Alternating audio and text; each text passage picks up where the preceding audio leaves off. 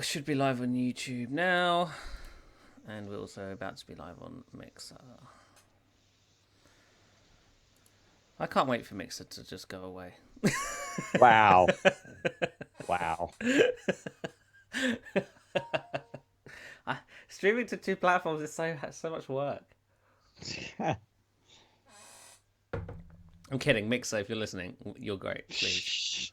Mixer immediately drops us as a Yeah. partner. I forget we're a partner on Mixer. Hello, everyone. We'll be starting in a good few minutes. Hello, everyone. Oh, there we go.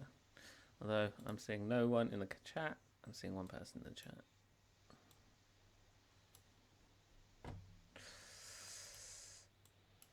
So you have no other stories you wanted to add to the list?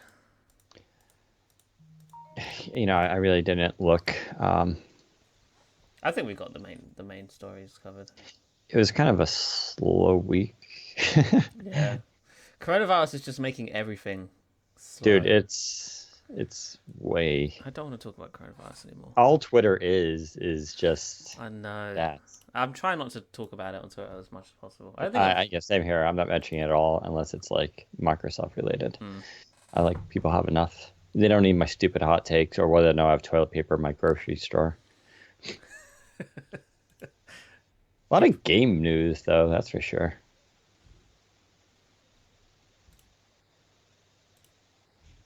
George is watching our live stream from a MacBook.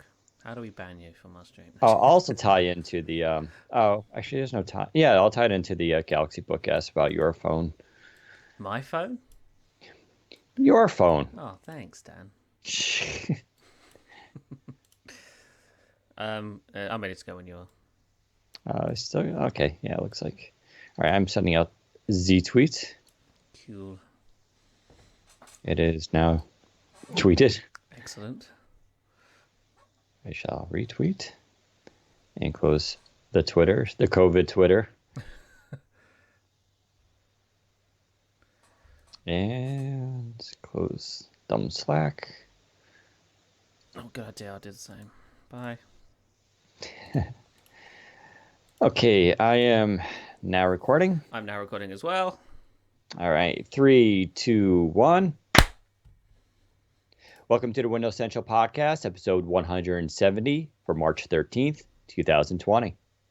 Hey everyone, Dan Rubino here, joined with Zach Bowden for another exciting episode of the Windows Central Podcast, where we talk all things Microsoft PCs, laptops, Xbox, Surface, holographic, and what other cool tech we are using these days.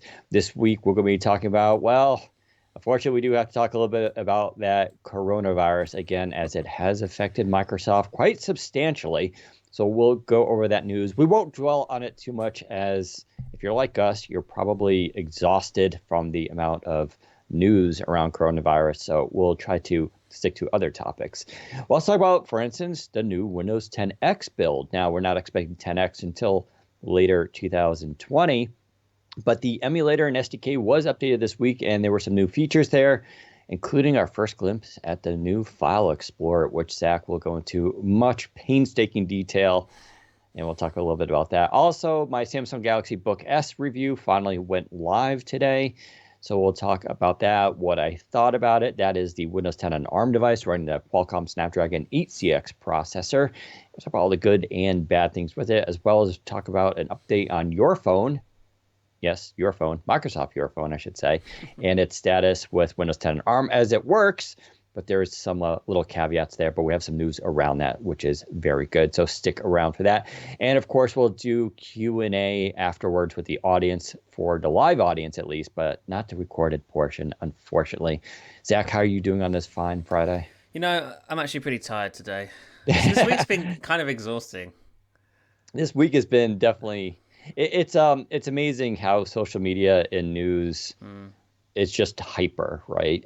We've had outbreaks before, we've had pandemics before, but with social media, it's hard to escape. Yeah. Everybody's hot takes on it. I'm not even on Facebook, and I just woke up this morning and I was just like, that dawned on me. I was like, I couldn't even imagine how terrible Facebook must be right now, because at least Twitter Twitter's not great, but Twitter at least is restricted to those 240, characters and maybe a photo. Mm.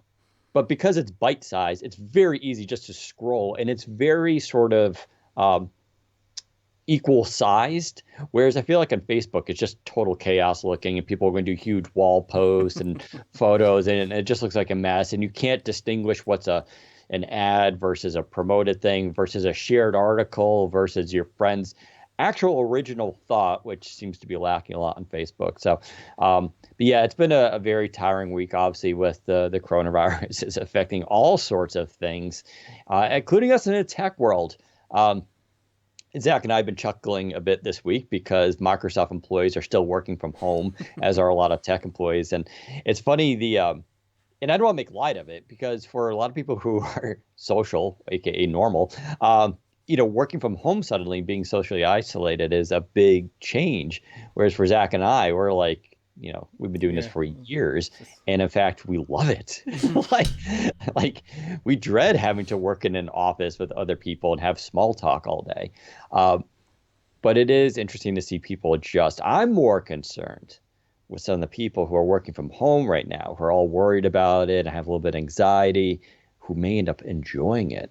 And then they have to not go wanting back. to return. Oh, that's even worse, having to That go back is to work. worse. Yeah. Yeah. So, just be careful. You may end up being like, I kind of like having to wear pajamas at home, or being able to pet my cat whenever I want to, or maybe sneak off and take a 20-minute nap. It does have its benefits, I will say. Plus, apparently, it's pretty hard to get coronavirus when you're by yourself. Yeah. There is that aspect too. Anyway, let's go into the news quickly. Microsoft Build. No surprise. This was scheduled for, what was it, May 9th, I believe? 19th to the 21st. May 19th through the 21st. Okay. So that was the original plan. Microsoft Build, if you don't know, is Microsoft's annual conference where developers come. Now, in the past, it's been a very much Windows event, but in the last few years, that's shifted more to Azure, cloud computing, Windows Core, and IoT, and stuff Zach and I don't find very exciting, but it is very important. Still, we go there. But this year was going to be kind of interesting because we were expecting news around, of course, Windows 10X and that operating system, maybe stuff around Surface Duo, not so much the hardware, but at least what's going on with that operating system and get some news around there. Plus, it's always good to go and meet developers in person. You get a lot of side conversations, things off the record, and we sort of are able to learn a lot about Microsoft unofficially. And developers, of course, pay a good money, to go to this event too, because there are the main events that everybody follows, the keynotes, but then there's all these, hundreds and hundreds of these little side events that go deeper dives into all the technologies that were announced. And those are always fun to attend. That's where even Zach and I learned stuff. Even when it comes to like Azure, cloud computing, things we don't necessarily follow, even quantum computing, you can go off into these sessions and it's like sitting in advanced physics class. You don't get everything, but you pick up on little bits, But unfortunately, that event is now it's not canceled. They're just shifting from in-person event to a virtual event. Now, Microsoft has been, my hunch is that the head of Microsoft PR leaked it to The Verge, who then ran a story last night, and then we followed and covered it. But there's been actually, and that's probably Frank Shaw probably did that, but there's been no real official. Like if you go to the Build website, the last time I checked this morning, you can still register for Build. You could even book a hotel if you wanted to. So it seems like the Microsoft machine hasn't caught up to the news completely. It's unclear if you bought tickets as of Friday the 13th, Erie. It's unclear today if you bought tickets, do you get a refund? Do you get some money back? Are they going to stream the events online for everybody for free? In which case, why are you paying $2,000? All that I'm not really sure about. Zach, have you heard anything? I think Mary Jo got an official comment from Microsoft. I'm just putting it up here. Microsoft's like, you have to basically beg them for comments on this stuff. Maybe not. No, I can't see one. But you can request a refund already. They provided information on that earlier this week, I think, or last week. If you're in an area, if you want to, I have registered for the event, but I no longer can attend as I reside in a COVID-19 impacted area listed by the CDC and am unable to travel. If you're in one of those areas, you can get a refund if you have paid for your build ticket already. I don't know if that counts for everyone. I'm guessing it will now that the actual event itself has been cancelled. There's no way Microsoft won't let you get a refund. If Microsoft has cancelled the event, you will be able to get a refund at some point. But yeah, there doesn't appear to be any official word from Microsoft on how to do that. See if we can get Build a Bear. Thanks, autocorrect. Yeah. So anyway, the info is up in the air, but I'm sure Microsoft will figure it out eventually and pass it on to attendees. This isn't surprising at all. In fact, it was almost bizarre Microsoft took this long. Earlier this week, Washington State, their governor Inslee, basically passed an ordinance saying that all gatherings of 250 people or more were basically forbidden, which is Build. So just one session of Build is 250 people. So there was really no clear way how Microsoft could have continued. It's funny, though, because Google canceled I/O, or at least pushed it to a virtual event on March 3rd, I believe.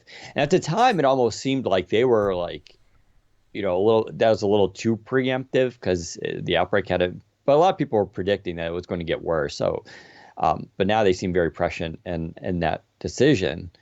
Because everybody's canceling stuff. Apple canceled their events too. So everybody's following suit, which is good. Obviously, the idea of taking, I forgot how many people attend Build.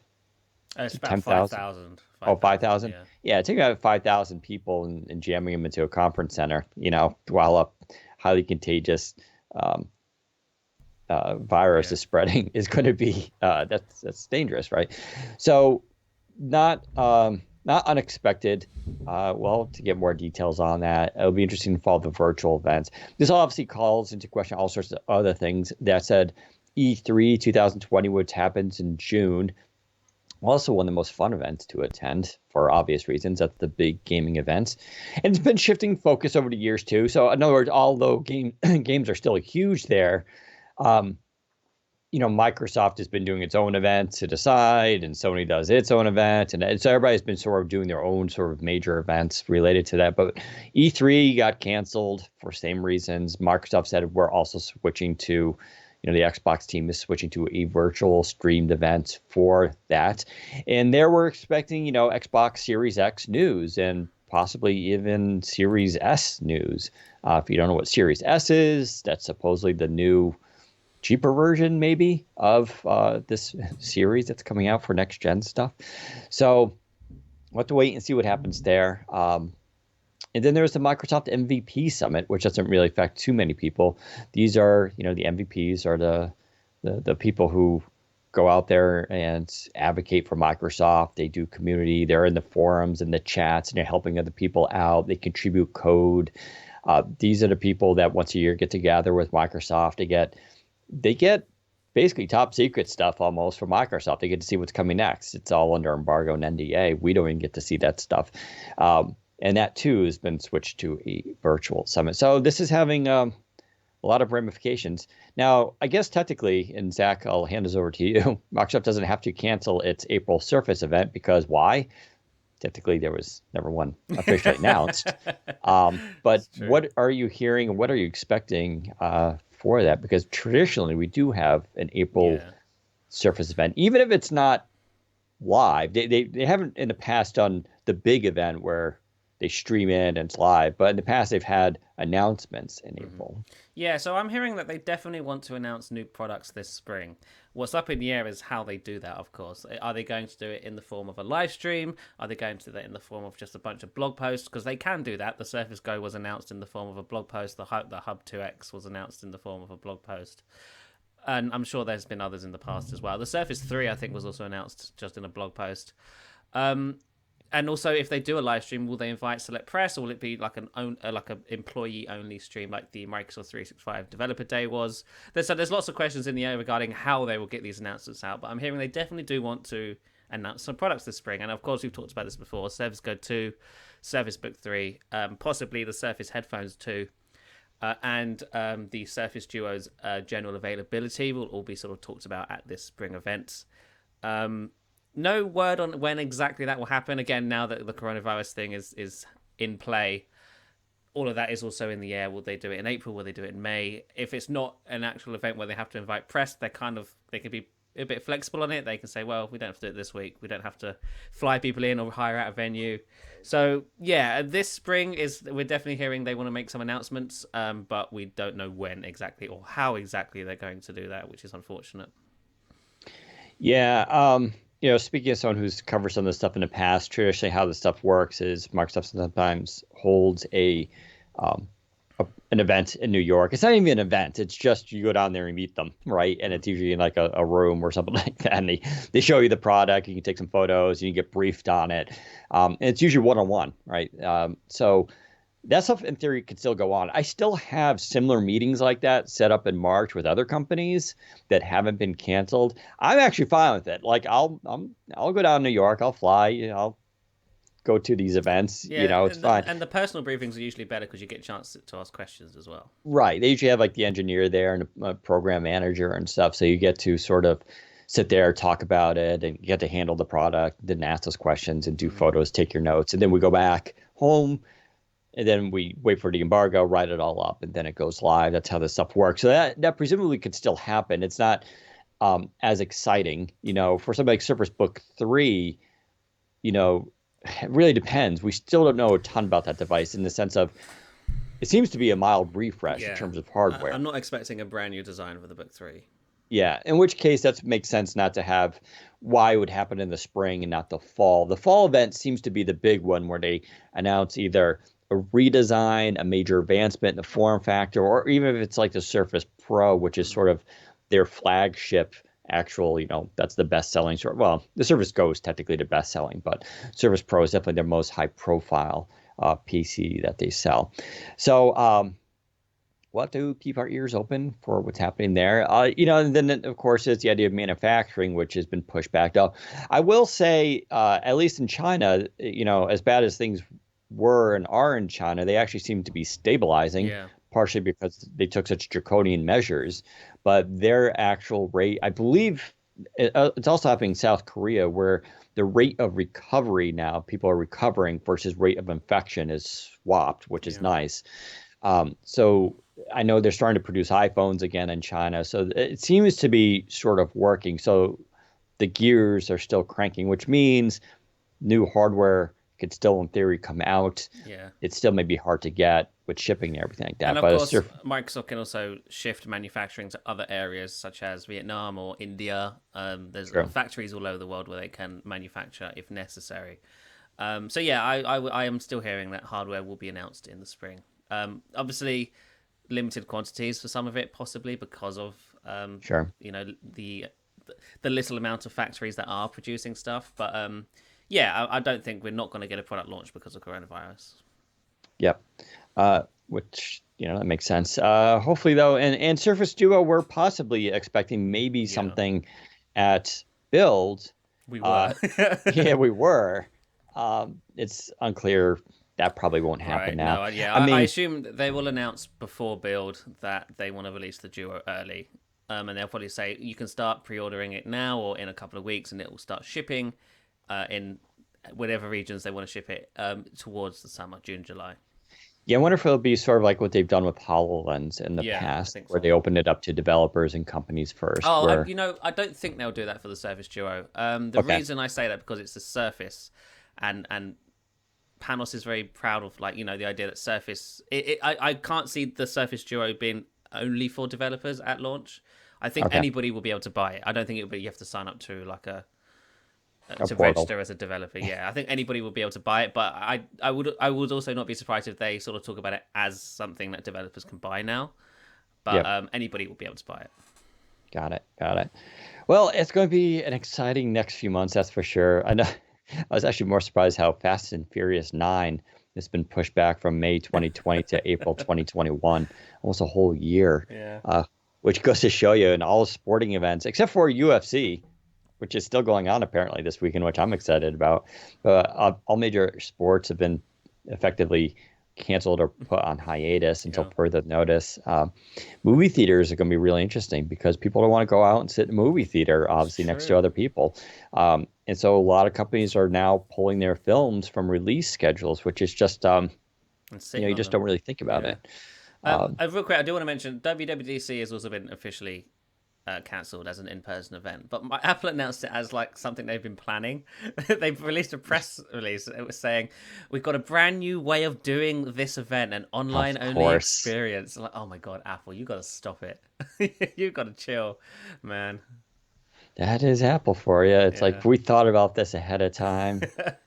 We have a new way of doing this. It's called It's video. called courage. Um, Courage, yeah. Well, that's Apple for you. Anyway, we'll be following that news. I'm not sure what else can get canceled. I'm hoping at the one event I really kind of care about, obviously, like the November Surface event is a big deal, right? Or October Yeah. events. Uh, Hopefully, we'll be back on track by then. But a little before that is IFA, like Yeah, in August, Zach was there September. last year. That's the one of all the events I get to cover. I'm actually okay with not going to these events, by the way. I enjoy meeting all my colleagues and hanging out and all this kind of stuff, but I'm actually I have a lot of laptop reviews to catch up on that I'm able to now do because I'm not have to focus on travel. Mm. So, but IFA in Berlin is the one event where I'm like, that's the one I actually So you like the really, really, burgers? yeah, because of the burgers, exactly. That's the one event that I really enjoy going to that I hope is still doesn't Yeah, get for affected. me that's Ignite. I really enjoy Ignite. Yeah, that's true too. Ignite, and Ignite's happening when? That's later too, That's right? September Okay, 20th to the 25th, I think, or something. It's around the 20s in it's September. gonna be close. Yeah, I think I would hope Yeah, events it aren't should being be. cancelled in September. Come on Right. now, that's months away. Yeah. Oh well, we'll see. All right, let's shift gears here. What else did we got? Oh, a Windows 10X build. So a few Yeah. weeks ago, Microsoft released the emulator for Windows 10X. It was only available for those, I believe, on Fast Ring, Hmm. which was inconvenient. Yeah. Technically, you could run it on other Yeah, you could do builds, it. but it was tricky. And this week they had an update to it. So Zach, tell us what's new and why is this exciting? Sure. So this week's build was released for anybody running Windows 10. So you don't have to be in a fast ring build now to download the emulator and run it. The Windows 10X build specifically is build 19578. So I don't know, a few builds higher than the one that was released about a month ago now. So it looks like we're on a monthly release cadence for these new builds. That could change. It could get faster or even slow down. Who knows? But it's nice to get a new Windows 10X build just to see how it's progressing. And so far, this build has a couple of nice new changes and enhancements in it. Primarily, a few fixes to get started with, like pinning things to the taskbar now works much better. In the initial build, it was kind of buggy and didn't always work. The control center now has a dark mode. In the previous build, it didn't. And a whole bunch of other sort of just polish and improvements. The out-of-box experience now works properly, and there's a sort of new nice animation when you boot up your device for the first time, which is kind of nice. Regarding new things in this build, there's a brand new file explorer. So this is very early. So a lot of people are looking at this and going either, oh, looks terrible, or oh, it's really slow. And it is both of those things right now because it is not done. This new file explorer is interesting because it's essentially a web app. What Microsoft is doing is taking the framework that it's used to build the OneDrive website and putting it into an app. And I believe will also allow it to browse local files at some point as well. But it is powered by OneDrive. At its heart, it is a OneDrive file explorer. That should also get access to your local disk in the final product. I've seen people on Twitter who have sort of hacked around the app and have got that functionality enabled already. But this is, I guess, Microsoft's modern file explorer that they're building for Windows 10X. Some people aren't too pleased with the idea of it being a web app. But I think given that what Windows 10X is, I think it sort of makes sense. The app itself... Embrace the web apps. Yeah, the app itself is... It's a combination of the OneDrive app on Windows 10. Like if you click on the OneDrive icon in the system tray on Windows 10, take that UI and sort of make it into an app. That's essentially what they've done there. So you get the little sync indicator inside the app because the system tray doesn't exist on Windows 10X. Then of course you can browse all your files and see all of the recently synced documents. You can pull those files down locally and have them saved automatically onto the device. And you can also upload them if you don't want them taking up space on your hard drive anymore. and all that good stuff. But like I said, it is very, very early, so there's not a lot you can do in there right now. And what's interesting is Microsoft's old UWP File Explorer app also got updated in this build to support OneDrive and all of your local documents as well. In the previous build, it didn't have that functionality. So that's because Windows Phone is coming. yeah, right. So yeah, that's confusing because it does send mixed messages. What is Microsoft doing here? Are they planning to ship? Which one are they planning to ship? Are they going to ship both? Why would they ship both? Please don't do that, Microsoft. This is under Windows 10X. Panos is positioning teams against each other in a battle. Fight to the death. He's like, fight for me. Impress me, and then he lets them. So that's what we're seeing happening in real time. But one thing's for sure is the legacy file explorer isn't there. Of course, that will be in the container app. So if you're running a legacy Win32 program and you try and launch a file explorer dialog, that will pull up the legacy file explorer. Right.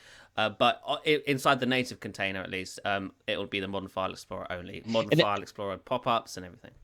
I just want to. I mean, you mentioned this, but I really want to hammer it home. I saw a lot of people going, it looks ugly, or where are all the features? And I'm like, and I did like the tap mic. Windows 10X doesn't come out until November 2020 at the earliest. We're at least 8 months away from this release. This is like an alpha release for developers. It is not feature complete.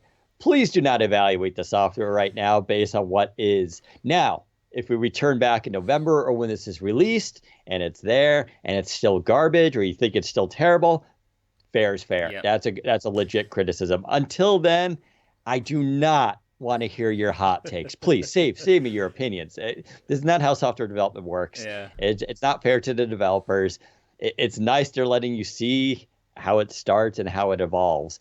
And this is a time, if you're really passionate, hop into the 10X emulator, submit feedback, let them know what you want, what works and what doesn't, if you really want to be part of this. But please, let's wait another 8 months before we, reserve final judgment for what this thing is. I just really hope Microsoft isn't going to ship 2 file explorers in Windows 10X. Windows 10X, the whole point of Windows 10X is that it's a simplified, stripped back version of Windows 10. If they're using the modern platform to ship 2, I will buy a Mac. I don't think they're going to do that, but I do seriously think what they are doing is exploring both options. That's fine. They're allowed to explore options as long as if the final product has only one of them.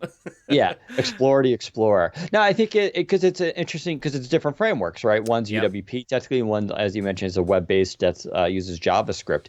And so there's legit concerns about performance, how it behaves, whether people like it, whether the expected behavior is there. And so I think that's why there's probably 2 versions right now, and they're probably looking for some feedback on that. And I think that actually makes a lot of sense because the UWP is the nice fallback, but they probably do want to switch to more. I've talked about this in the past with the web app stuff and JavaScript. It's not only getting more popular, but more and more companies, including Microsoft, are adopting and using it because it's just easier and allows them more flexibility. So. I'll have to wait and see. I see a lot of people asking for tabs in File Explorer, and I get that. I mean, it would be nice if Microsoft could add that. But also, this build, a lot of people have been digging around sort of the velocity IDs and stuff, and it appears sets is being referenced in this build for some reason. There's a lot of feature tags for sets. So, which is funny because I originally heard that Windows sets, although it had been pulled from desktop, this was ages ago, I'm pretty sure I mentioned it on a podcast well over a year ago, although sets had been pulled from desktop, it was a feature Microsoft was actively developing for Windows 10X, at the time known as Windows Lite or Santorini. But then the whole Edge thing happened, and so that was thrown into doubt on Windows 10X. But perhaps not. Perhaps that is still something Microsoft is planning to ship on Windows 10X at some point, which would make sense. Again, Windows Sets was a very big change to the Windows user experience, and it's not something you can just throw onto Windows 10 desktop without people sort of having to relearn their workflow. Since Windows 10X is an entirely new UX from the ground up, they can throw sets there and not have it really interrupt anybody because everybody's learning from the get-go anyway. So perhaps they're still planning to ship sets, which would finally give you tabs in File Explorer and every app. I just want to And just quickly, two things here in questions. If Microsoft could make app tiles more custom colors, I'm sorry, Kirsty, to deliver the news, you're definitely not getting that Yeah. feature In fact, you're ever getting less because customization you're than going to get, yeah, you're tiles. going to get less because app tiles are not really a thing anymore, Yeah. and nor will they be a thing for Windows 10X. Hmm. Alex says Microsoft itself is using Electron for a new Xbox app. UWP is no more, I feel. It is true that the Xbox app uses Electron. UWP is no more is a hard sell considering Windows 10X is basically all UWP. Um, Almost all the native apps on board are UWP framework. UWP, though, we've talked about this in the past, isn't a singular thing anymore. It's more about taking the pieces of UWP and allowing it to work with Win32, Electron, JavaScript. They're mixing and matching all these different frameworks. They're getting away from a monolithic framework that is forcing developers to adopt one style.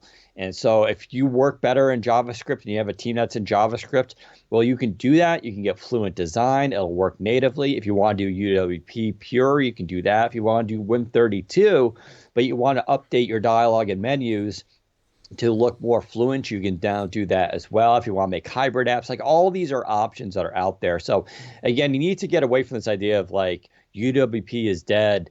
It's just one ingredient that's being used for apps these days. And that's what Microsoft is doing. They're letting their teams basically choose how to make their apps based on their own design goals and project goals. And that's actually a good thing. Instead of forcing and restricting, they're allowing devs to choose. And so that's what you're saying. So I want to get away from that argument of whether UWP is dead or not. It's a weird one because the stuff that UWP brought still totally exists. If you look at the Windows 10X documentation for developers, UWP is referenced a lot. It's part of the core operating system. It's what apps run natively in. So it's a complicated thing, but don't get focused on this stuff. It's really a distraction, I think. So other new changes in this build specifically, there's some taskbar customization options now. So this is very early. I'm expecting more customization options to show up in future builds. But as of right now, in this build, you can finally change the size of the taskbar. And new to Windows 10X are three options. You have, sorry about that, you have the ability to make it small, then medium, which is the default size, and then large. So the small one sort of minimizes the icons ever so slightly, lowers the height of the taskbar just a bit, and also makes the system tray on Windows 10X, which is now known as the Action Center, I guess, all one line, because in the default mode, which is medium, the time is above and then your sort of system icons are below it. When you set the taskbar to small, they're all on the same line. And then if you set it to extra large, then I think that's those two lines become three at the very far right, for more icons and stuff. And also the icons get really big. So the large one's great for if you're using a tablet. The medium is the medium one. That's just the default size, I guess. And then there's a small one if you prefer having small icons, which is what Windows 10 has today. You have the sort of normal size and the small size. Then there's also the option to always show the taskbar when you're using it in dual screen mode. So on Windows 10X, when you're using it as a tablet, the taskbar minimizes entirely down to that sort of like navigation bar that iPhone has or the Android has on Android 10, and you have to swipe up to get access to your app icons and start button and stuff. Now there's an option to just make it always show, so you don't have to do the swipe if that's something you prefer. And that's basically all the big stuff in this build specifically. I am hearing that there's some more changes in the works for Windows 10X. First of all, the search UI in the start menu in the current build is very rudimentary, but that will be getting an update before RTM, which gives it way more life and a lot more functionality. What else have I heard? There's some other things that I've heard that I cannot remember off the top of my head. But yeah, there's still a lot to come when it comes to Windows 10X. So don't be looking at this build that was released this week and thinking, is this nearly done? Because although I'm pretty sure... So I think Windows 10X is feature complete or just about to reach feature complete because it's supposed to be air quotes done in the summer, so July-ish or June, July. But that doesn't mean they're going to stop working on it in June, July. Or just because the RTM gets compiled in June, July doesn't mean they're going to stop working on it. They'll keep working on it up until November. And this is a real important distinction. It means the features that they have agreed to ship in version 1, that's if right, we want to call it that, yeah. are going to be locked in. And now it's tidying up, cleaning up your code, removing all Yep. remarks, making things are efficient and optimized. That's right. And this word, someone just used in the chat, feature complete, this phrase. It's a really, on one level, an operating system is technically never feature complete. I Yeah. mean, if you don't believe that, let me know when iOS stops getting updates or Android is no more, right? Yeah. Because the last I remember, we just got another iOS update, right? So operating systems are forever evolving, partly based on they shipped it and they didn't get all the features they wanted to in there at that gate. So now they go back and they add them. There's also technologies and times change. So, 5G support wasn't a thing years ago for iOS. Now they have to add 5G support. So is iOS not feature complete because they didn't have 5G support back in 2013? Obviously, that's ridiculous. So there's this, idea that based on how people use operating systems, feedback, times change, they're always adding features. So nothing is actually ever feature complete. This is, and I've talked about this in the past, it's sort of the problem with operating systems. They all start off super simple, clean, efficient, but they can't do as much. iOS is a clear example of this. When that first came out, it had no features, not even copy, paste, and it couldn't even run apps. But it was simple to use. Now you go to iOS 13. I don't think iOS 13 is simple to use. It's nice, but it's got a lot of stuff in there that even I don't necessarily use. And that's the problem. You keep jamming in new stuff because we're on these yearly upgrade cycles. So that'll be destroyed with 10X too. When it ships, those are the features they agreed upon to have in version 1. But it'll be forever evolving. They'll be forever adding new features. So, yeah. Yeah. So, and because of Windows 10X launch, which is in November, by January, the next Windows 10 update is supposed to be just about done. It's supposed to be RTMing in December, right? Not 20H2, or is it 20H2? No. 21H1 will RTM in December, I think. So when Windows 10 X launches, it will only be a month before the next Windows 10 update is actually done. And then obviously it'll be in testing for a bit before it rolls out. But the Surface Neo, you'll have it with Windows 10 X version 1, as I'll call it. And the Windows 10 X version 2 will be just around the corner. So, whatever is in the shipping version, that will only be there for a little bit. Then obviously it'll be improved upon and more things will be added over the course of 2021. And in theory, and you've written about this in the past, the update process is going to be a lot better. Right. Updates themselves should only take around 30 seconds from the time you restart the device and everything. It's going to be more similar to how your phone operates. And you can explain this, but I think it's downloading the new version. It mirrors, it backs up your old OS and swaps them out, basically, right? Pretty much, yeah. So Windows 10X, it has the OS files are on 2 partitions, sort of mirrored. So you will be using one active partition, whereas the other partition is offline. So when there's an update, the update will download to the offline partition. Right. And it will take, I don't know however long it normally does to install there, but that doesn't affect you because you're still using your PC. You're still able to get access to it and stuff. When that update's done installing to the offline partition, that's when Windows will say, hey, we need to restart to finish this update. But what's actually happening is when it restarts, it's just switching the partition. So it'll reboot, and then when it boots back up, you've booted into the partition that was just previously offline. It's now your online partition, and the partition that you was just using becomes the offline partition for future updates. I believe that's how Android does it already. So it's not a new concept. It just means updates. But it's new to Windows users. It is new to Windows. Yeah, that's currently not how Win32 x64 versions of Windows Windows update on a legacy Windows 10 is such a clunky system. It's like, right, we've got to put all this here. We've got to move everything now, bring it over. It's like that's why it takes so long, because it's moving a whole bunch of files all the time. Yeah, and then when you're restarting and it's going through that update, it's actually patching all the files and then making moving them happen. over, and it's like, God, this is such an old system. This is not designed for twice a year's use. Yeah, I mean, if you think about it, Windows 10 is still based off of what? Windows 7, 95. Windows XP, Windows 95. Right? It's all based off of that with some new polish, and they've changed stuff about how the kernel and all this, but some of the core features still exist. But going back to even like Windows 95, like updates weren't like a thing you download every Tuesday and just patch the operating system pretty regularly. That's a very new model. And Microsoft got very aggressive with the updates. In fact, some would say they got too aggressive, but that's sort of what people have expected in this time, compared to, say, smartphones, and due just to the security concerns of having PCs always on the internet, always exposed, the stuff is changed. So that's why 10X is such a cool thing, is it allows them to break from that model, start fresh, and match sort of what we expect from our smartphones, while also delivering some of the core experiences that you expect on desktop operating system. And if none of that appeals to you, go buy a PC with Windows 10 Pro on it, and you'll be good to go. Legacy Windows isn't going anywhere. So if you want to actually check out the build video, the build yourself, I've done a video on it, a standard build video on our Windows Central YouTube channel. So go and check that out. I will be doing build videos for, I think, all of the Windows 10 X builds up until the point where they stop adding new features to them. If only because the Windows 10 desktop builds are incredibly boring and there's no point. I haven't done a build video for desktop in 6 months. That's how long it's been since Windows Desktop received any notable new features or changes. So I'll be doing Windows 10 X build videos as often as I possibly can, for as long as they're interesting.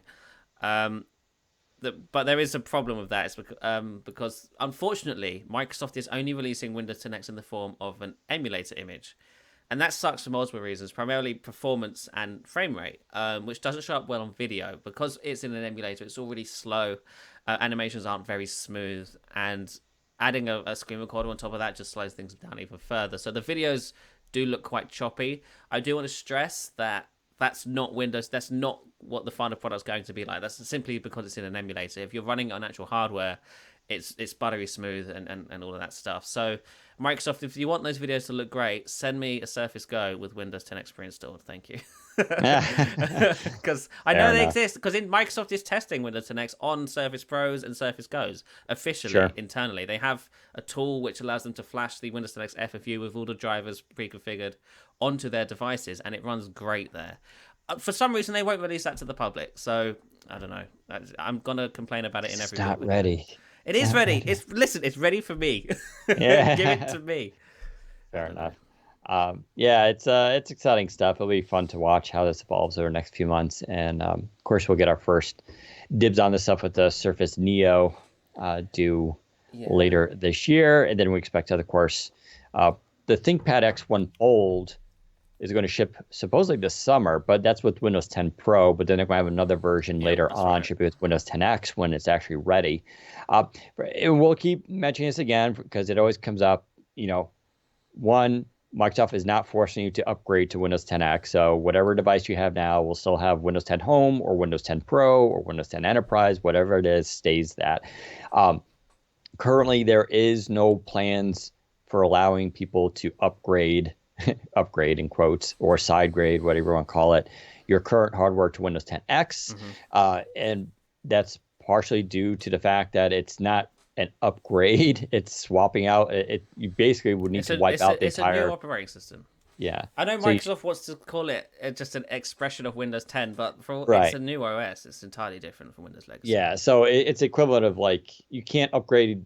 An equivalent to this would be saying, I want to upgrade Windows 10 Pro to Linux. It's like, or iOS to Mac OS. It's like, sure, I guess at the core they're the same, but there's not. yeah. If you want to update Mac OS to iOS, it's like, if you just want that doesn't make any sense to do. Well, that's the exact same situation here with 10X. That's not saying, of course, the community won't figure out ways to do this unsanctioned. I'm sure, of course, they will, but there's not going to be any official way. They're going to, and they're doing that for a specific purpose too, which is they want to sell new device experiences with its operating system. And that's not just to get you to buy it. I mean, that's part of it, but it's really more about separating the messaging, making it easy. It's like, here's a new screen with a new device with two screens, a new operating system. It's separate from your desktop or your laptop. It's a different thing. Don't confuse it. And they can kind of message that easier versus, because think of how, dumb people can be with technology. It's like, oh, I have Windows 10. Can I put 10X on it? Why would I want to put 10X on it? Like, there'd be just too many issues there. So you buy the hardware, you get the new operating system, and with Panos and in charge of this stuff now, you can get an operating system that's really tailored for that hardware and works well with that hardware. That's goes back to sort of that Windows Phone model a little bit. So that'd be kind of nice. Yeah. Anyway, let's switch gears here and talk about the Galaxy Book S, which I have here in front of me. It is a super thin laptop. So this review is now live on Windows Central. You can go check it out. So this device took a long time to get to market. I believe they had manufacturing issues with trying to get the 8CX chip. I think Microsoft was hoarding a lot of them with the Pro X, and even the Pro X was difficult to get for a while too in terms of large numbers. But now the Samsung Galaxy Book S is available in the United States. It is sold through Verizon and Sprint. You can also buy direct from Samsung and direct from Microsoft. It is not SIM locked. And they don't really want me saying that, because they want you to go to like Verizon, buy it through Verizon, and have a contract. And frankly, it works amazing with Verizon. So Verizon is one of the most expensive providers here in the United States, up there with AT&T. I will say though, if you're willing to pay the money, like their performance of their network tends to be actually really very good. So, but you can drop in a T-Mobile SIM into this thing, and it just works, right? So that's not a problem. So if you buy it from Microsoft Direct, you can do that. Anyways, this is a Windows 10 on ARM device, Snapdragon 8CX, which was announced a year ago, which goes to tell you how long it takes this stuff to get to market. I'm sure it's something Qualcomm needs to work on to improve. Now, that is a pretty fast processor. It is not as fast, though, as the Surface Pro X. I know a lot of people want to compare and contrast. It's really interesting because I get they're both Windows 10 on ARM devices, slim, and they're pretty sexy looking. I hate saying sexy. I'm going to start using the word handsome, but it's less sexual. But these are very different devices. The Pro X is a 2-in-1 convertible, supports pen and inking, has a 3:2 aspect ratio, kickstand, and it's geared more. They sacrificed the battery for the performance and the overall glitz and glam, right? So it has a pretty high resolution display with high pixel per inch count along the lines of all other Surface devices, which sacrifices battery, just does. They also jacked the processor up. So they call it the SQ1 processor, but it's really an 8CX that goes from a 2.8 gigahertz to 3 gigahertz. And you see that in the benchmarks. And I think the GPU is also clocked a little bit higher. So you see that in the benchmarks. The Pro X is definitely a faster device. The Pro X also uses PCIe NVMe SSD. That's pretty fast storage, whereas the Galaxy Book uses UFS, which is a little bit slower. Although they're using their own Samsung one, it's actually pretty fast. So the Pro X is definitely this like sort of, it's the hot rod, right, of the Qualcomm world. Battery life is still very good on it. I get easily 8 to 10 hours, depending on what I'm doing with it, and that's good enough for me. And I prefer the Pro X, mostly because of the form factor. I enjoy the flexibility of inking, and I just like it a lot. The Galaxy Book S is a traditional clamshell laptop, so it does have a touchscreen, does not support inking, however. But what Samsung did, they went the other direction. So it's just a 2.8 gigahertz ACX, so just a standard one. And the battery is slightly larger, and it has a full HD display. But it's a very good Samsung panel, so it's full HD, but it's one of those when you show it to people, they're like, wait, that's only full HD? Because it looks like a 2K display. The result is the Galaxy Book S is a battery life machine, right? It's really for those who want that pretty good performance you get from the 8CX, but you're also going to get really good battery life. On average, according to Microsoft Battery Report, which generates based off your usage, I have a guide if you want to know that. Just go Windows Central, type in generate battery report Windows 10. You can do this command, and you'll see your actual usage history and your estimates based off of that. I get between, I think it was like 8 and 14 hours for the estimates, and my average was 11 hours of usage based on how I've been using the device. I then did synthetic benchmark tests with PC Mark 10. They do this new thing. It's not a video loop, which is traditionally how stuff has been done. It instead runs actually your Microsoft Office suite on your computer, and it loops through it. It opens it up. It opens documents. It goes through PowerPoint. It closes. It leaves idle time. It opens up another thing, and it just does that endlessly. And yeah, what you get is the Galaxy Book S got a little over 11 hours of usage there, and the Pro X got 8.5 hours, which is exactly what you would expect because, like I said, Pro X, higher resolution display, faster processor GPU, and all that kind of stuff. So the Galaxy Book S does something that's actually never been achieved really before, I would say, in a PC, which is it is stupid thin and stupid light. It's 2.1 pounds, 0.96 kilograms. And I get a lot of people are going to say, like, enough with the super thin light things. But listen, some people like that stuff a lot, right? But this is the first time that it's a super thin and light laptop, and it actually gets like a pretty amazing battery life, right? I mean, even if you get only 8 hours out of it, that's still really good. I'm comparing it to, and I have it somewhere around here, the Acer Swift 7, which came out last year. Now that runs a Core i7, but it's the dual core. I've got 8500Y processor. It's a Y series. That's their 7-watt lower powered chip. If you compare those two, it's super interesting because the Acer Swift 7 is also, it's actually slightly lighter. That's because they use plastic. The Galaxy Book S is all aluminum metal, and it feels really premium. Acer's is plastic, feels a little cheaper. Audio's not good. Very nice display, though. Only full HD and all this kind of stuff. So they're almost equal in terms of super thin, super light. But here's the difference. Technically, the Galaxy Book S outperforms it. Yeah, the ACX is faster than an 8500Y Core i7 processor that came out last year. Actually, might have even come out the year before. Because the reason is the Galaxy Book has an 8-core processor. So when it goes to multitasking, 8 cores actually helps a lot. The Acer Swift 7, though, is only dual core, which it matters. You can see it in the benchmarks. The Swift 7 also doesn't get great battery life. It gets around, I think, like 6 hours maybe. This is almost twice that. You get LTE in the Galaxy Book, of course, and that's a big difference. It's also better build quality. The speakers on the Galaxy Book S are actually really, really good. Way better than you would think. Whenever you go super thin and light, usually the speakers turn out to be crap. They put like just a single speaker. It's just it's just bad, right? But Samsung's audio on this, because of 8KG, is actually really good. It gets loud. It has resonance and bass and stereo separation. It actually sounds like you're kind of wearing headphones. They did a really nice job with it.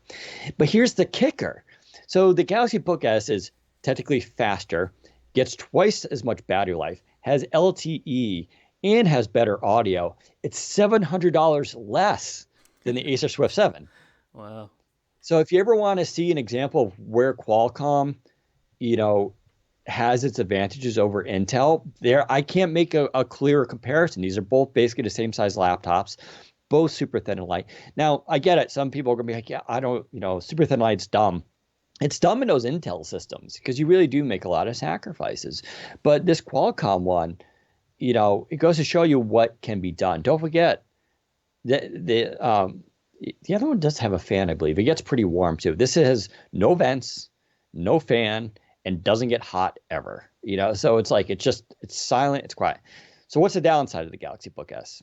The keyboard's a little bit rough. The keyboard has like 1 millimeter travel. So it's not too dissimilar from the XPS 13's 2-in-1, but that uses a maglev technology, so it has just a little extra kick when the key returns up that feels a little bit better. The Book S, though, it's a very shallow keyboard. That's not saying it's bad, because you get used to it. And actually, there's a benefit to shallow keyboards, which some Mac users appreciate. You can actually type very fast on shallow keyboards because it makes sense. The key doesn't move as far, so you can actually be faster with it. But some people aren't going to like it, and I think that's one area. When I tried it in Berlin, I didn't like it at all. Yeah, this is one of those, the first time you go try the keyboard, you can be like, But if you spend enough time with it, you actually adjust. But some people don't want to adjust. And if you're switching between a desktop and this, it can be problematic. I also didn't like the 16:9 aspect ratio. Good point. Yep. They were using a 16.9, 13.3 inch, 1920 by 1080 display. It's TFT, which in photos can show banding, which is annoying, but in real life you don't see it. It's very good contrast. It's very good brightness, evenly lit. It looks beautiful. Yeah, the screen looks better than 1080. I thought it was higher than that when we first checked it Yeah, out. exactly. They did a really nice job, but you're right. 16:9. Listen, this gets into This gets into that contrast with business users actually still sort of prefer 16 by 9 a little bit. It gets into the issue of I've talked about endlessly sourcing. It's cheaper for Samsung to make 16 by 9 because they can use that panel on other devices. But I agree 110%. 16 by 10 would have looked way better. They would have gotten rid of that little bottom bezel. Yeah, I would have loved to have seen that. But this thing is $1,000. It's 8 gigs of RAM, 256 gigs of storage. It gets really good battery life, but you only buy it if you want a super light, super thin laptop, all day battery life, but you also need LTE. Like if you don't need LTE, you can still buy. I mean, I have friends that use ARM devices. They don't use LTE. I think it's a little weird, because, and I mentioned this in the review, the HP Spectre X360 13T you can buy for $1,000, and you're going to get a Core i7 10th gen processor, twice the storage. Yeah. Pen and inking support. Like it's actually a more robust machine that most people would be totally fine and happy with. You can technically get it with LTE for extra money, but HP currently isn't offering that for some reason as an option. Now it weighs much more. It's like it's almost 2.9 pounds versus 2.1. And that's a big difference. But I think also a lot of people are really fine carrying a 2.8, 2.9 pound laptop. So if you're looking for just an overall no frills laptop, and it gets good battery life too, the Spectre is going to be the better bet. And I'm actually going to finally review that for next week. So stay tuned. But if you need, super, and it's instant on, this thing never hibernates, unlike the Pro X. The Pro X actually does hibernate after a certain time. This thing you just always turn on as a fingerprint reader. It's, it's for the executive and the business person who's jumping between meetings, wants to open that lid and is just in their work, can start typing away, jumps on the train, goes on LTE in the back of a cab, connect anywhere. It's for that person. And that's not everyone, and that's fine. But, and just an update, we now have 5 people at Windows Central using a Surface Pro X. And I haven't forced anyone to buy it. So it's like, there is a market for this stuff. If it's not for you, that's totally cool. But it's a nice thing. I'm going to stick with the Pro X personally, but I think this is a nice option for people to consider at least. So yeah, and if you are interested in Samsung laptops, Samsung does make other laptops, right, with Intel inside and stuff. Right, that's true too. They just announced a bunch, right, that are coming out now. I don't know if I have info and reviews for those coming. I'll also say the Book S is, I think you can order it now, or at least it's going on sale in Germany, which is kind of a first. Germany? Because yeah. So Samsung's a weird company because like they operate in these weird silos. So, their phones are global, but their laptops, and they make quite a few laptops now, are mostly US, I think maybe Canada, but not like really Europe. And I don't know why, because they actually their laptops aren't perfect, but they do make pretty solid hardware. Yeah, they're nice laptops. I mean, their cameras, no surprise, tend to be pretty good. Their displays tend to be excellent. They tend to really focus on battery life. I've reviewed their 15-inch laptop in the past. I actually bought one because I liked it so much. It was super light, but it also got like really good battery life on it. Like they do good stuff. I'd like to see them do more. Although their backlight on keyboards are hilarious. They're like, they make it as dim as possible.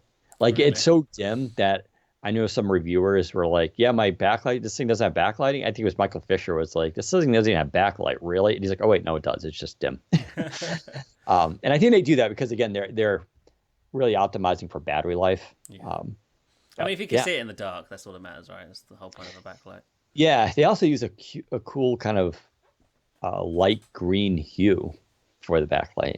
Interesting. Yeah, it is. It looks cool. It looks pretty, like, advanced. Someone is saying, and look at my bill. It seems like the Verizon is a better deal than AT&T. I don't doubt it. AT&T is expensive too. I mean, I haven't really compared plans in the past. I'll say Sprint, actually, if you're really interested, Sprint is the best one in terms of deal. You can get this laptop, I believe, with a $15 a month unlimited 4G Sprint card. I actually have that SIM because it's just such a good value. And that's for $15 a month. That's really good if you're like, I like LTE, but I don't like necessarily need it every time. But it is unlimited 4G. But it's Sprint's 4G, which I don't think is as good as Verizon or AT&T.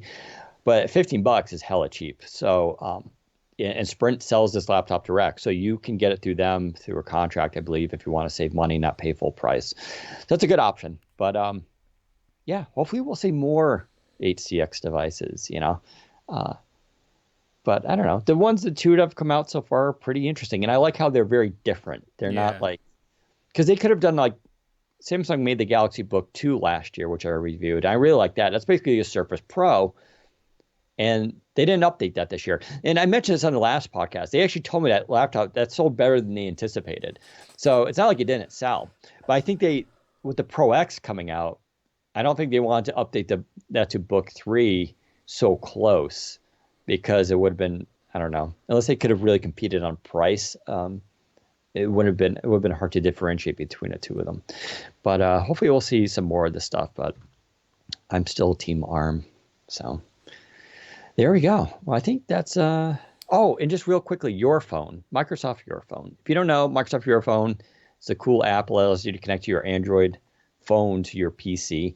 It currently works on Windows 10 and ARM devices, except for phone calls. So it shows your notifications, shows you your messages. You can text message right at your computer, and you can do screen mirroring to actually operate your phone through this app and all that. So all that works on ARM and actually works very well. I use it all the time. The one thing that technically doesn't work is phone calls. Like I can make a call or listen to a call, but it comes out garbled.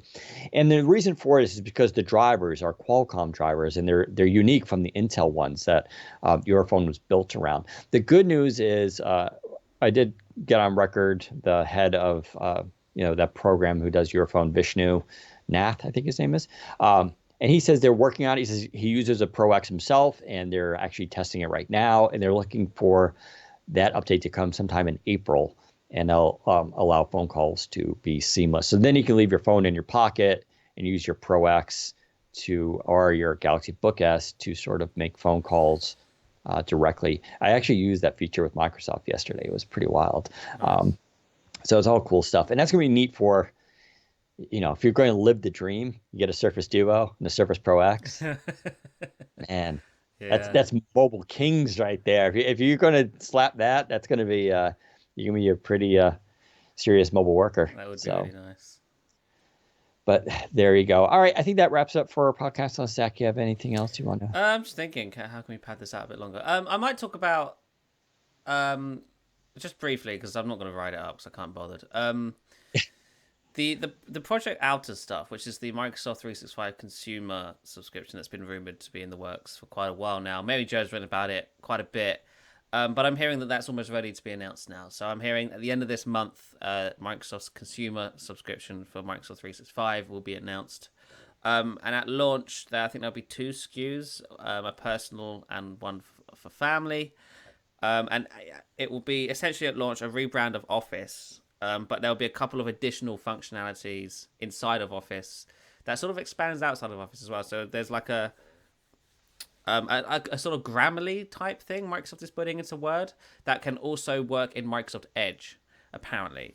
So I believe Microsoft advises its own employees not to use Grammarly. I didn't know that. Well, I heard they will have something an about that. alternative now. Because Grammarly technically, because if you're writing up like secure documents about unreleased stuff, True, yeah. Grammarly, Right. and if you put it into its thing, it's technically scanning and looking at your information. It's not very, nothing's happened with Grammarly, but if you're protecting secrets, you want to avoid that. Yeah.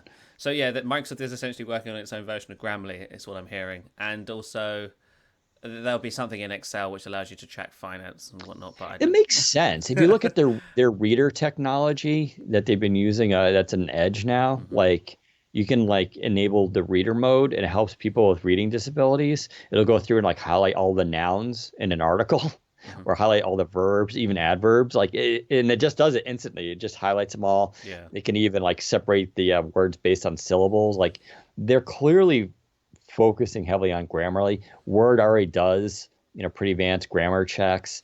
So the idea of they're putting all this together to make something that competes with Grammarly, I think, is right up there. And what's nice is that it will be something that you can add to Microsoft Edge as well via an extension. So it's not just limited to Word.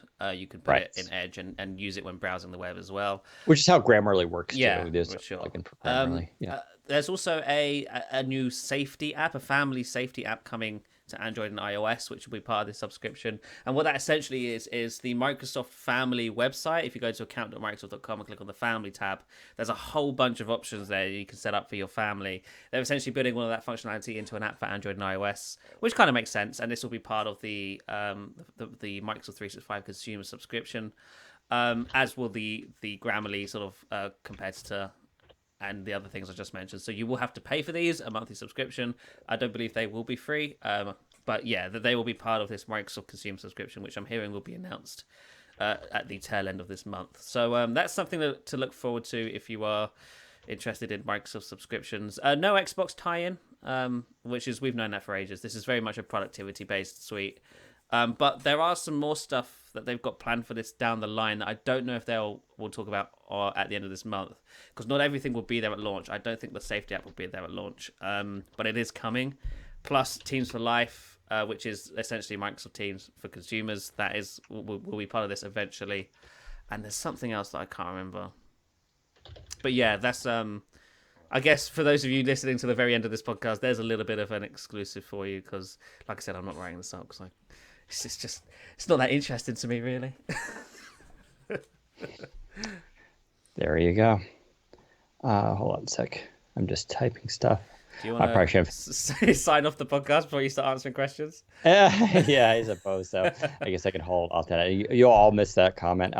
So anyways, yeah, so that's it for the podcast. We're going to now switch to live Q&A with our audience. So as always, if you'd like to join in that and participate, you can join us every Friday, 2:30 p.m. Eastern time on mixer.com/Windows Central, or our YouTube channel, also at Windows Central, and we'll monitor both of those chats. But unfortunately, like I said, if you're listening to this recorded, this is where we're going to cut you off.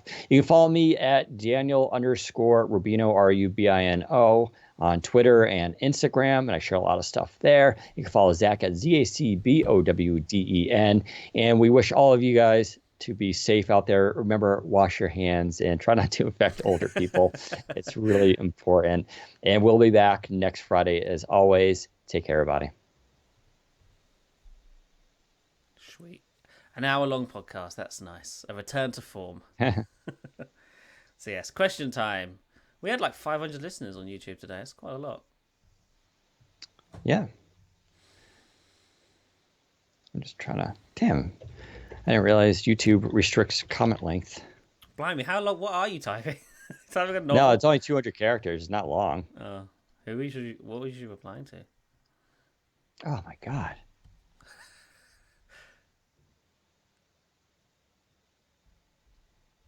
How did you get the out-of-box experience in the Windows Next emulator? So if you have the emulator running, you press the F1 key 3 times, and that will bring up a debug menu. And in that debug menu is a button where it says reset to OOB or something along those lines. If you click on that, it will restart into the out-of-box experience.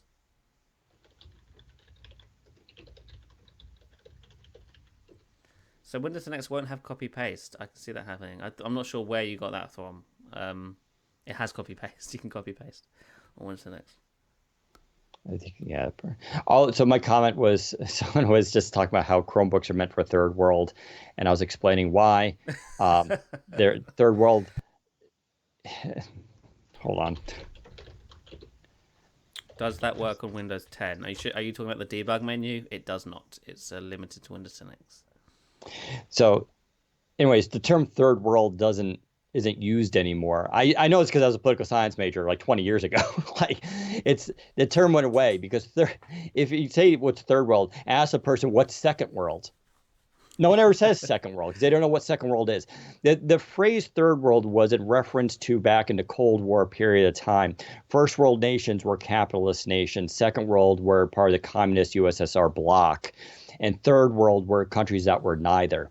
Now we call those countries emerging markets because usually they're emerging. Now, if their markets aren't emerging, they don't have any market whatsoever, they're called failed states. And that's the reference and terminology used for those. So all I'm saying is if you're using the term third world, it sounds weird because it's referencing a system that doesn't exist anymore. That's not how political scientists classify the world anymore. So I'm just trying to, make you not sound dumb when next time you're at a cocktail party. All right. So there's your little, the more you know.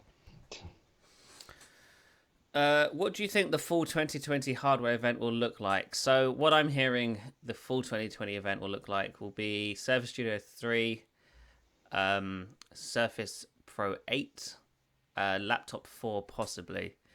Um, Obviously, Surface Neo will be there as well because that'll be around the time it's launching. Anything else? I wonder if we get a Pro X2 anytime soon. No, I don't think so. The reason is the only way they could do the Pro X. Yeah, that's so weird. The only way they could do the Pro X2, it's not going to be a new processor. I don't think, right? Yeah, which is they don't need to do it until there's a new processor, I think. Yeah, and so like, and that's a device where it's not like it's selling so much that they feel like they need to update it right away, right? Like it's not like the Surface Pro, but if there were a new processor, it would have had to have been announced already, right? They would have. That's right. Qualcomm would have announced it in December, and it would have gotten it like November. That's usually how it would have worked. Then you can go like, well, maybe they'll do minor revisions, and that's fair because I don't know what those would be. The Pro X is actually really gorgeous hardware. I don't know what else they could do to like make it better, right? So the only thing they could make it better with is, I think, focus on the operating system, right? Make Windows 10 ARM more compatible, maybe do the x64 thing. And then maybe upgrade the processor to something that's even faster and better. But there's nothing on the roadmap, as far as I know, about that. So, yeah, Someone's I don't think that'll happen. will we get a Duo 2 in the fall? No. I think the earliest we'll get a Duo 2 is spring next year. Yeah. Will the Pro 8 look like the Pro X? It's very likely they'll be based on similar designs. I think it'll be a bit thicker, but the idea of like the thinner bezels and all of that stuff will definitely be part of the the Pro 8's design. Yeah, I'm still on the fence about this. I obviously I think it makes a lot of sense that the Pro 8 looks like the Pro X. Yeah. Because why would you not do that? On the other hand, I could still see them focusing on the Pro X and using it as a differentiator for design. But how do you get away with like, I feel like the Pro 8 would really need to have sort of thinner bezels, right? Like I feel like that's sort of like it will definitely have the same sort of thinner bezels as the Pro X. I'm just saying it will the Pro 8 will essentially basically be a Pro X but thicker. Yeah, I mean that's I'm curious if that's how they're going to do it, because like the Pro X has like those advantages, right? It's thinner, which they can't do, but they can get the thinner bezels. You might get a full size A port on there still as well. Yeah, and also would they do the removable SSD, which seems to be their thing lately, which is kind of cool. I think they will. Yeah, and then also there's the hidden pen trick, which you'd also hope they would bring. They will bring that. There's no way they won't. They're so proud of that design. Yeah. It's so awesome. I freaking love that thing. Yeah. Microsoft announced today that they will service the Linux kernel in Windows via Windows Update. Any chance Microsoft might add an Android framework to work on top of it? I doubt it very much. No, I doubt that too. There would be no point because like if you added Android, what people like about Android is not Android. They like the Google Play Store and the Google services. That's really what it comes down to. If you don't believe me, go buy the Huawei P30. Is it the P30? What's the one that came out that doesn't have any Google services? Like you can go buy it right now. And I'm not talking about get it and then hack on the Google services. Don't cheat. You have to go buy it, use it in a Western country without Google services in the Google Play Store. If you could do that, then adding Android to PC might almost make sense, but I still don't think it makes sense. Someone's saying they hope that they'll make the bezels symmetric on the next Pro. I'll tell you why they can't do that, and it's because of the magnetic strip along the bottom. If you want thinner bezels, it can only be on the side and possibly the top one. The bottom one always has to be thicker because if you want to have that leverage to push the keyboard up and also to charge the pen, you have to have that bottom bezel. There's nothing they can do. Unless, well, actually, I say that. They could, in theory, do a virtual bezel. They've got patents for that where they could I'm still do wondering. it and thinking about it, but I don't think so. Not for the Pro 8. Just a shout out to Andrew Mark David in comments on our YouTube. If you go follow him on YouTube, he does also covers tech, has an awesome YouTube channel, does a lot of laptops and smartphone reviews. He does good stuff. But thanks, Andrew. What would Dan say about the rounded corners and new Fluent design? I'm fine with them. I'm getting tired of the squares. I have on my Android phone. I have the. I hate pointy things. Yeah. No, it's like like I'm using Windows 10. I'm looking at everything is pointy, and it's fine, right? But sometimes it's just nice to change things. It's no different how on Android you swap out icon packs. Sometimes you just want to try something different. So I'm okay with it. It's not that I prefer, like, I think round is inherently, or rounded corners are inherently better. It's just I'm tired of square pointy ones. That's all. And so I'm okay with it. Anyone know if the next Xbox will have Wi-Fi 6? I do not think so. It's an AMD system for starters, so No, they could do it. oh, Some they of the new can do it. AMD. Okay. Yeah, yeah. So I'm not 100% sure how all this works. I will say some of the new AMD systems coming out for laptops will have Wi-Fi 6. Okay. Uh, I'm not sure who's providing that. If it's Intel or maybe Qualcomm. I'm not really too sure on that. I have to look into it. But it's not that it's inherently incompatible. It's a good question, though, about you would hope that the new Xbox would have Wi-Fi 6 because especially for gaming systems, if you have a Yeah. Wi-Fi 6 router, it really does give some advantages. So you would hope it had that. It's a good one. We'll try to find out. Are we no longer expecting Duo to release early? No, that's not what I said. I'm still hearing it will be a spring announce or unveiling. We're still hearing there will be a spring hardware event of sorts in the spring. We just don't know in what form. Will it be virtual? Will it be something we get to go to as press? Will it be in the form of a bunch of blog posts? We don't know. But we It'll are be hearing Windows Microsoft. Mixed Reality. Yeah, we are hearing Microsoft wants to announce products this spring. That's still on the cards. So, and the Duo's early launch will probably be part of that. Is Xbox Play Anywhere still a thing? Believe it or not, yes. If you follow Yeah. me on Twitter every once in a while, I do tweet out. Basically, Major Nelson. He's pretty good at tweeting out new games that are coming out. But he actually, when a new one comes out and it's actually Play Anywhere, usually mentions it, and I usually retweet it. Yeah, there are games still coming out that are like that. Not as many as I would appreciate or like, of course, but I've seen quite a few games over the last few months come out that are Play Anywhere. So that's still a thing. We'll try to maybe update that a little bit on our site. I know we haven't covered it a lot lately, but it's still available to developers who want to take advantage of it. Someone's asking, I wish we had a non-foldable Surface phone as well. We do. It's called the Surface Duo. If you just fold it 360 degrees, it's a single screen normal phone.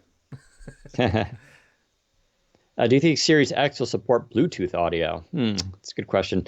I think they're still going to rely on their Xbox proprietary chip for audio and all that through the controller, because I think the problem with Bluetooth audio is still lag. That's still a problem. Although I think Microsoft's probably working on something there too. But Does Duo have the Xbox controller protocol? Not as far as I'm aware. Duo? Oh God, no, no, I can't see that. I think it's actually I think it's a pretty big chip Yeah, I think it is as that well. goes in there. I mean, I've only seen Surface Book 3 have it, Studio and 2.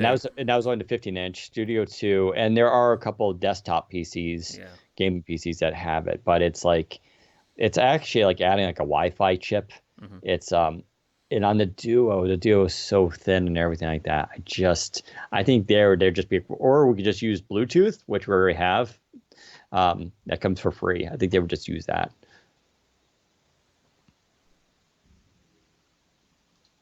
Yeah, Microsoft is fighting for space on the Duo as it is. Its current design that will be shipping.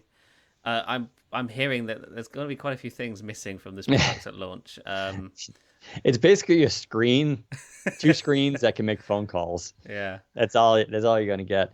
On the other hand, in it should be theory, cheap as hell. yeah, they should be able to keep the price down quite a bit because it doesn't have all the things you expect them Yeah, smartphone in 2020 to have. I like. So Oh, so that's I'll mention it here. It's fine. So we're hearing that the Duo won't have NFC or wireless charging. Also, we know it doesn't have 5G, and we know it's launching with a Snapdragon 855. And also, it has no microSD expansion. So, why if this product's more than $1,000? I'm gonna be asking some serious questions. That hinge cannot be worth more than $1,000. Yep. Yeah, that's the only upside to this is just like without all that stuff in there, they could probably keep that price point pretty low. Yeah, I mean that's literally the only upside. So if they come out and announce Yes, this product as a $1,300 device, I will be that's unacceptable. $1,000 is the starting price. you'll still use it and think it's cool though. I will. You're right. Please, I'm still buying one on day one. I probably won't be able to. It'll probably be US only. Dan, will you buy me one and ship it to me? Thank you. Sure. Do you think the Duo will support video out I don't know. If That's a tricky one. I would video out in what way? As in like just Type extending to C. it? Yeah, it'll do it. Like all 855 phones could do it now. Okay. There's no reason why it won't. If you're talking about like a continuum mode, we don't know, but it will be able to extend. Yeah, I don't think it's going to do any No, me kind of neither. continuum thing.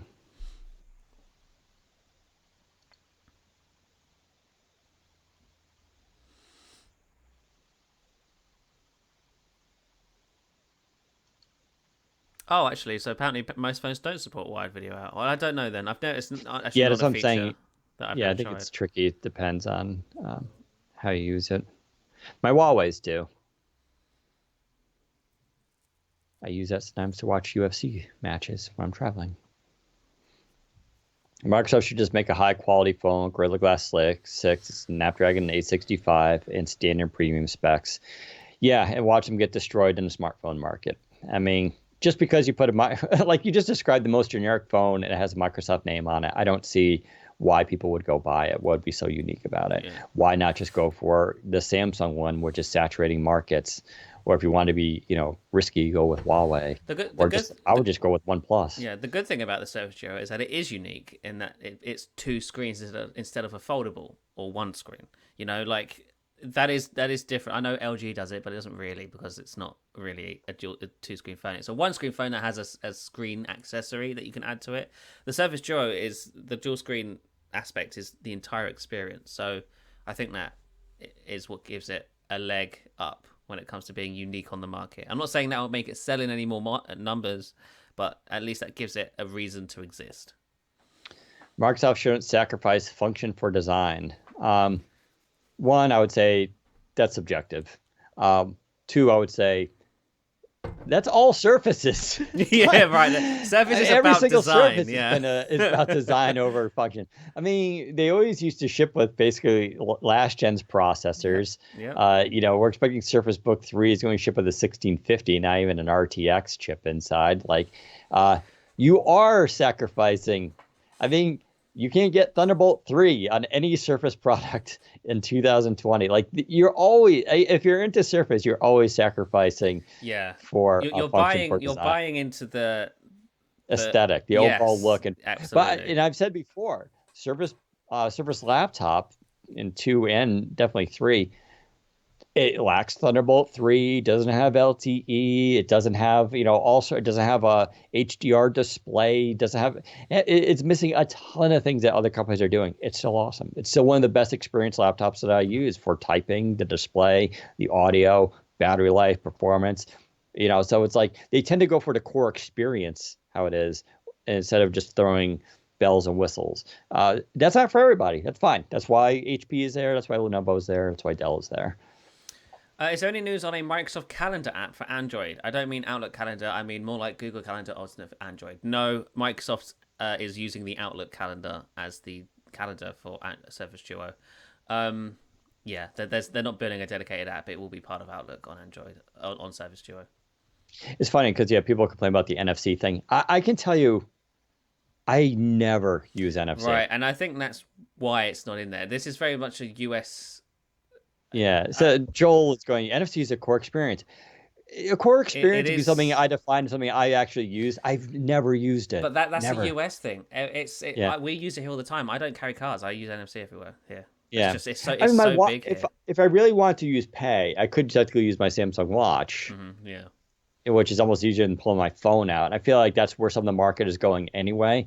And I've mentioned in the past, you probably want a smartwatch. You say what this Surface smartwatch. Yeah. I'm saying if you're going to get a Duo, you should probably get like an active watch from Samsung or something.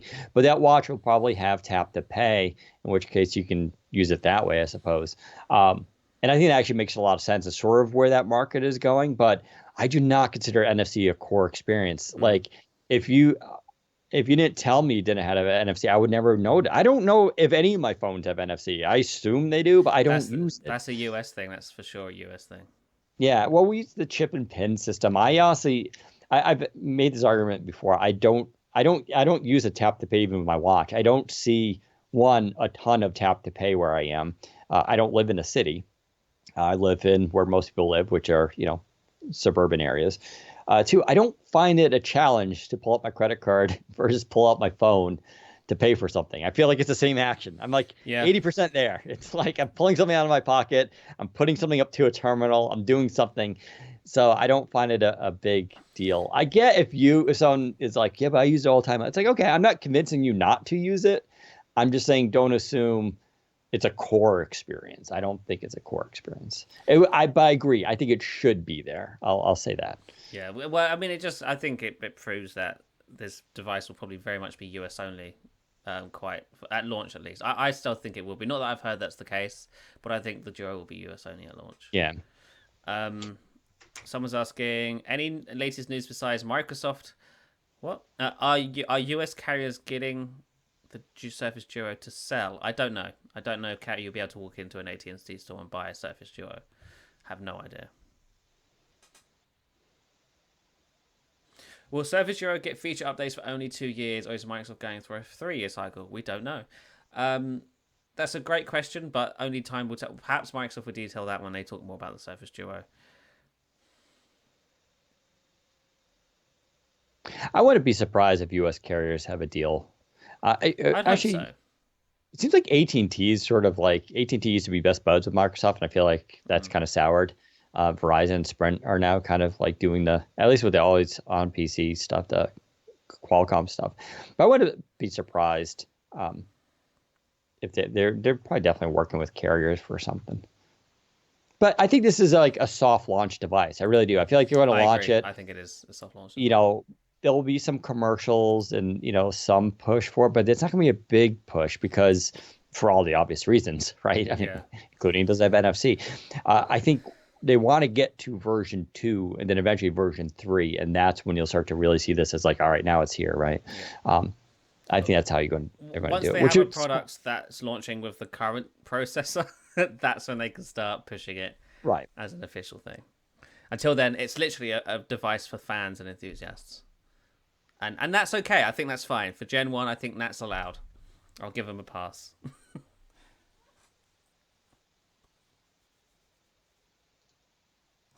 Do you think Microsoft and Google will work out a deal to allow Microsoft to unbundle some elements of Play services on the Duo? Absolutely not. The deal is Google gets to bundle all of its apps because it's a Google Play certified device. That's the whole point. Microsoft agreed to that because otherwise they can't do the phone at all. It will launch with Chrome installed, Gmail, Maps, YouTube, Duo. They will all be pre-installed on Surface Duo, and there's nothing Microsoft can do about it. There's no reason for Google to allow Microsoft to unbundle them. Why would they? Because Microsoft doesn't have an alternative. It's not as if Microsoft has any leverage in this department. It's we need Android because that's the only option. And Google is like, yeah, here you go. Here's the Play services. Enjoy all those other apps that you have to install. Google Assistant will be the default assistant on App Service Duo. So that's the rule. They should go with Cortana, and it worked for 2 weeks. Yeah, right, because it's being pulled. Yeah. You can buy it today, and in 2 weeks it's gone.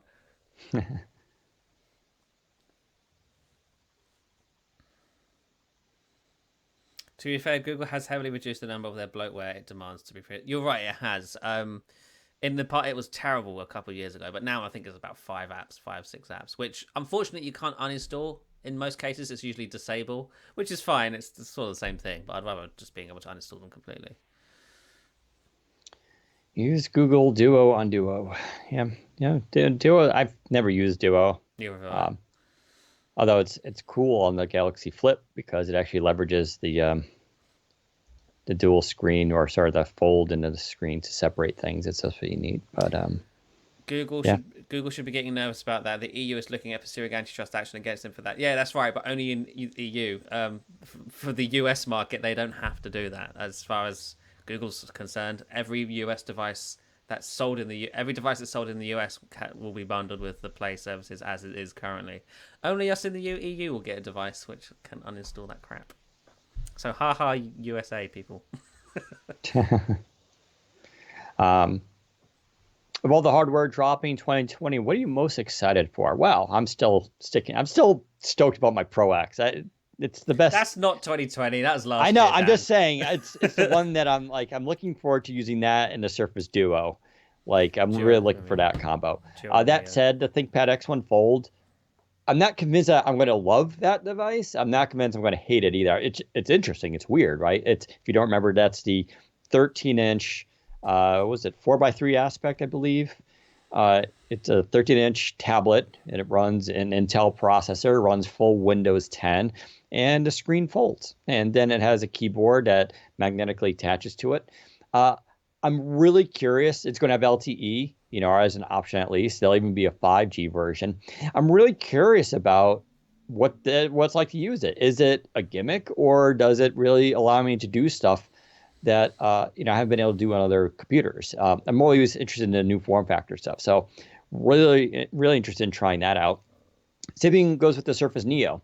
Yeah. Neo to me is like it's a mystery. I'm like you guys. I got to hold it, and play with the hardware briefly, and it feels amazing. But am I going to want to use it daily? Right? Is it going to be weird with the dual screens? I don't know. So I guess that's really cool. Everything else to me, it's just more iterations of It's what. refreshes of a bunch of stuff this year. Yeah, like the HP Spectres, are always fun to follow. Dragonfly, which I recently reviewed, will get refreshed. What Dell's do? Dell's finally going through sort of a revision of their XPS line, and I think we'll start to see a new XPS 15 this year, maybe. You can see already the changes. They start with the XPS 13 2-in-1 with the aspect ratio. Like they're starting to make shifts, and I say that because Dell's pretty conservative. They stick to a design for a few years. But they always, every once in a while, come out with like something that's like really cool. I mean, the XPS 13 2-in-1 was one of my favorite laptops of the last year. It still is. As a matter of fact, I fired it up last night. So I just see a laptop on my floor and I'm like, oh, I missed you. And so, yeah, but other than that, the NVIDIA faster cards, okay. You're going to see a lot of stuff around displays. Everybody now is starting to move beyond 60 hertz, which is cool. And I'm talking like in the Ultrabook size. We're finally going to get that, right? So you can kind of get that now if you buy an HP SureView. You can get a 120 hertz display, which is cool. But I think you're going to start to see faster than 60 hertz displays coming into traditional Ultrabook form factors in 2020. So that's a good thing. Thinner displays. And then, of course, Intel's next-gen processors, Lakefield, right, coming out later this year. Hype or not, who knows?